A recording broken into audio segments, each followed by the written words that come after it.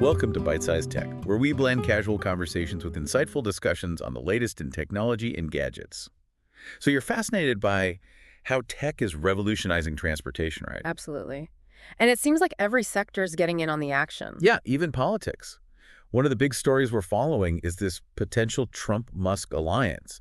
With Musk leading the charge in electric vehicles with Tesla, space exploration with SpaceX, and, well, just about everything else. And the potential impact on AI and the whole tech industry is huge. I mean, just imagine the changes if Trump were back in the White House. His policies could totally reshape the landscape for companies like Tesla, NVIDIA, even Microsoft. It makes you think, what would happen if Tesla didn't have those EV tax credits anymore? Oh, wow. Yeah, some experts say Trump might actually repeal them. Right, leveling the playing field. Yeah, bold move, but it would definitely shake things up. You've got companies like GM, Ford, and Rivian that rely more heavily on those subsidies. So, Tesla, with its scale and already lower production costs, could end up with a huge advantage. But then you've got those trade tensions with China hanging over everything. Right. And don't even get me started on the potential for tariffs to, throw a wrench into everything. Plus, ethically speaking, is it a good thing for Musk to have that much influence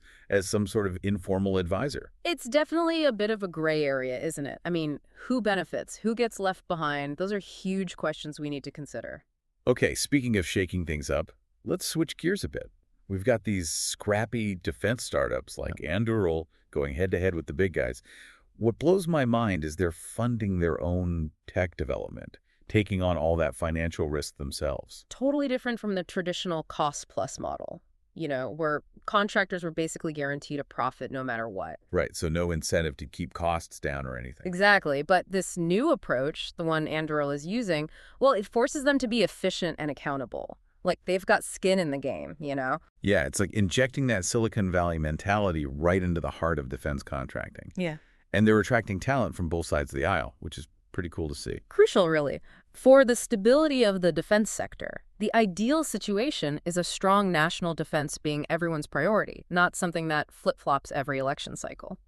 Anduril's leadership actually emphasizes this point. They've thrived under both Democrat and Republican administrations. It really makes you wonder, could this new way of doing things make the U.S. more competitive, especially with China stepping up their own defense tech? And speaking of shaking things up, it brings us back to Elon Musk, right? Right. All his ventures, like space exploration and defense projects, it's fueling speculation that he could be an advisor in a future administration. Yeah. I mean, it's possible, right? Oh, definitely. And with Musk always pushing those boundaries and disrupting norms, who knows what kind of crazy, effective solutions he might come up with in the defense world. Okay, so we've got political alliances, defense disruptions, but what about the tech itself? The tech making all this possible. That's where ARM Holdings comes in. It's like this unsung hero, powering everything from our smartphones to those massive data centers crunching AI algorithms. Oh, yeah, ARM. Their business model is wild. They don't actually manufacture chips. They license their intellectual property to companies like Qualcomm, Apple, Samsung. So they're kind of the architects of the digital world, right? They create the blueprints, and everyone else builds from their designs. And with the demand for AI just exploding, ARM's in the perfect spot to capitalize on it. For sure. Like, our smartphones are basically becoming mini supercomputers now, learning and adapting all the time. And that takes serious processing power, which... Well, that's where ARM shines. Right, and it just keeps growing. ARM is focusing on these things called compute subsystems, which are like these ready-made tech packages that companies can easily integrate into their designs. Imagine them as building blocks for AI. Makes things a lot easier. Right. Simplifies the development process, speeds it up, which is so important in this crazy, fast-paced tech world. Exactly. That's what makes ARM so important. It's not just about the chips. It's about providing the tools and building blocks that are pushing the entire industry forward. But ARM's got challenges too, right? Like that whole legal battle with Qualcomm over licensing practices and the trade tensions with China, that's got to be impacting their bottom line. Absolutely. Those are some serious obstacles, but they've been pretty good at navigating tough situations, adapting to market changes. Some of their recent wins, like MediaTek adopting their subsystems, I think it shows they're on the right track. It seems like they're set to ride that AI wave for a while. But it does make you wonder, with all the hype around AI, Are we even close to seeing its full potential? It's a question everyone's asking. The possibilities seem endless, but so do the risks. We definitely need to think carefully about this, find a balanced approach. Okay, let's bring things back to transportation. Lyft's doing some really interesting things. It's not just about ride-sharing anymore. They're trying to change urban mobility as we know it. Yeah, and they're all about the customer. Customer obsession is what they call it. They want to create an experience that's more than just getting from point A to point B. Competitive fares, driver support, even tackling those annoying surge prices. Right. Features like price lock are a game changer, especially for those of us in cities where surge pricing can feel like a wild ride. Totally. It's about giving riders predictability, peace of mind, especially those who rely on Lyft for their daily commute. But they're not stopping there. They've got their sights set on autonomous vehicles, which is super exciting. They're going all in, partnering with companies like Mobileye for self-driving tech, working with Motional to offer autonomous rides in some cities, even looking at a hybrid future where you can choose between a human driver or an AI. Wow. So they're basically building this massive transportation ecosystem where all sorts of autonomous vehicles could fit in, even maybe Teslas. That's an interesting thought. I mean, it does show a level of openness and collaboration that we don't always see in tech. And that could really speed up the adoption of autonomous vehicles. But we can't forget the road to autonomous vehicles isn't exactly smooth. Regulations, especially in places like New York, are a huge hurdle. Oh, yeah, those regulations were created for a totally different time. They don't really fit with ride-sharing or autonomous vehicles. Lyft's actually working with regulators to find solutions, pushing for more flexible rules that make sense for the gig economy. It's tricky, right? We need to make sure the public's safe, protect workers' rights, but also let these innovative companies push the boundaries, create new opportunities. Finding that balance is key. And whatever happens here, it's going to affect the whole industry. These decisions are shaping the future of transportation, no doubt. Wow, that's a lot to think about. I think this is a good spot to pause for now. We've covered a lot of ground, from potential political changes and those disruptive defense companies to the crucial role of ARM Holdings and Lyft's big plans for the future of transportation. It's amazing how fast the tech landscape is changing and how all these different sectors are becoming more and more connected. And for you, our listener, we hope this has been insightful and interesting so far. We'll be back with the next segment to explore even more exciting trends and developments in the world of tech and transportation. It's fascinating to watch companies like Lyft tackling these challenges, right? Trying to create a transportation network that's both customer-focused and future-proof. It really shows how much the transportation world is changing. And it's not just about self-driving cars either. Lyft's still putting a lot of effort into making things better for people who want a human driver. Yeah, that focus on driver support really sets them apart. They're working towards a more sustainable gig economy model, acknowledging how important drivers are to their success. It's tough though, right? Finding that balance. They're advocating for a federal framework that recognizes the unique aspects of gig work, while also working with cities like New York to find solutions that work for both drivers and passengers. And what they accomplish with those efforts could impact other gig economy companies too. It's like a case study in how to navigate these evolving landscapes of work and regulation. Okay, so we've talked about the big players, the disruptors, the ones shaping the future of how we get around. But now, let's zoom in on the technology that makes it all possible. And I want to talk about something that might fly under the radar for a lot of people. ARM Holdings. ARM. The unsung hero behind so much of our digital world. It's incredible how many devices use their technology. Right. It's in our smartphones, our laptops, even those huge data centers powering AI.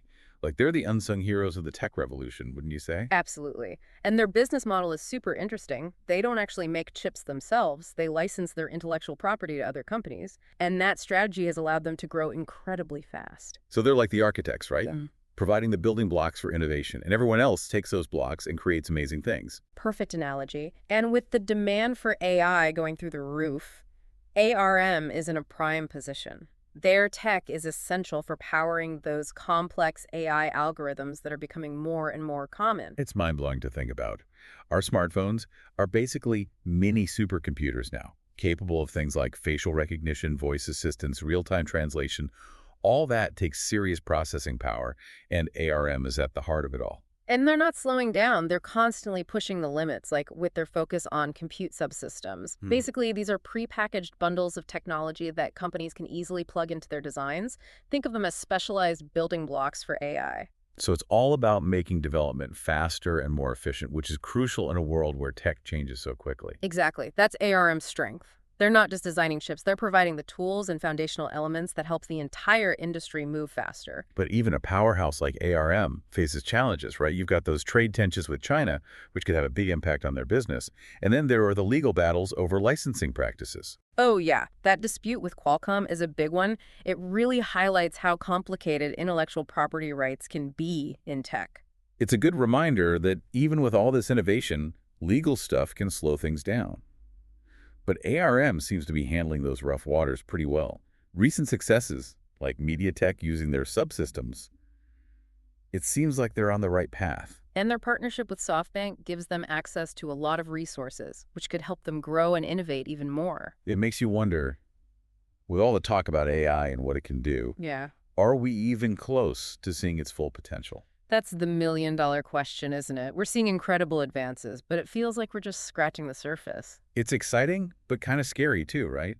The possibilities seem endless, but so do the potential risks. Absolutely. It's an area where we need to be thoughtful, take a measured approach. We can't just rush ahead without thinking about the consequences. We need to find that balance between pushing the boundaries and making sure we're using this tech responsibly and ethically. And that's why conversations like this are so important. By exploring these topics, asking tough questions, challenging what we think we know, we can start to make sense of this rapidly changing world and make better decisions. It's about being engaged and informed, not just passively consuming whatever new tech comes along. Now let's switch gears a bit. I want to touch on another part of the tech world that's undergoing a huge transformation.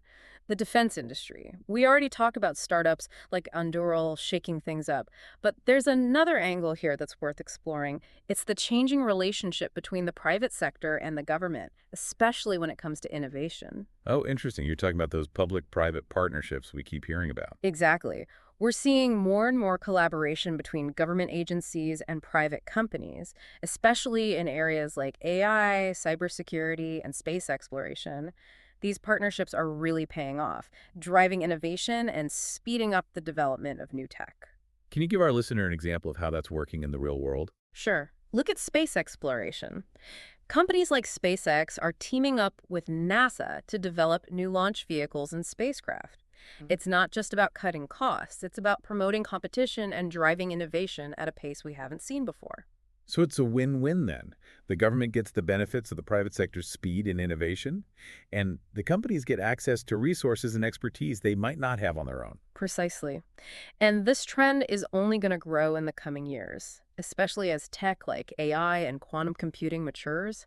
These areas need massive investments in specialized knowledge, and public-private partnerships offer a way to share the load and accelerate progress. It's fascinating to see those lines blurring. There used to be a much clearer division between the public and private sectors, but now it's all becoming much more collaborative. And that's a good thing. By breaking down those walls and encouraging collaboration, we can unleash the full potential of these new technologies and tackle some of the biggest challenges facing humanity.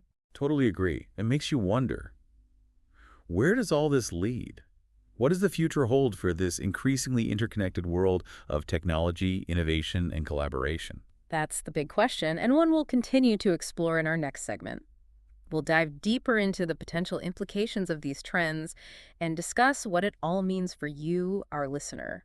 It really feels like we're at a turning point, doesn't it? We are, and it's not even just about the tech itself. It's about the choices we make, right? Wow. How we use it.